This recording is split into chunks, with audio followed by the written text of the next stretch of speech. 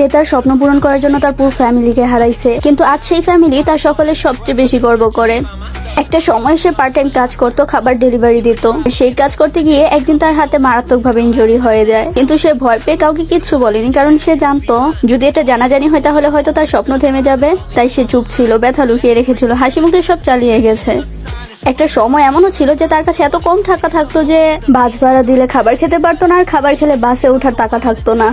প্রতিটা দিন ছিল এক একটা স্ট্রাগল, প্রতিটা রাত ছিল অনিশ্চয়তায় ভরা। তার ডিপ্রেশন, অ্যাংজাইটি সবকিছু সে একাই সহ্য করছিল, কিন্তু কখনো হার মানেনি। যে ছেলেটা আন্ডারগ্রাউন্ড ট্র্যাপার ছিল, আজ সে পুরো পৃথিবীর সুপার হিরো। সে নিজের পেনকে কাগজে লিখে গান বানাতো, আজ সেই গান লাখো মানুষের হিলিং হয়ে দাঁড়িয়েছে। এক সময় যে মানুষটা কয়েকটা টাকার জন্য লড়াই করত, আজ তার এক রাতের ইনকাম প্রায় 1-2 কোটি টাকা। কিন্তু সবকিছুর পরেও সে তার অতীত ভুলে যায়নি সেই দিনগুলো যখন সে একা ছিল। শুধু একজন সফল মানুষ না, সে একটা মেসেজ। তোমার স্বপ্ন যতই অসম্ভব মনে হোক, যদি তুমি হাল না ছাড়ো, একদিন পৃথিবী তোমার সামনে মাথা নত করবেই।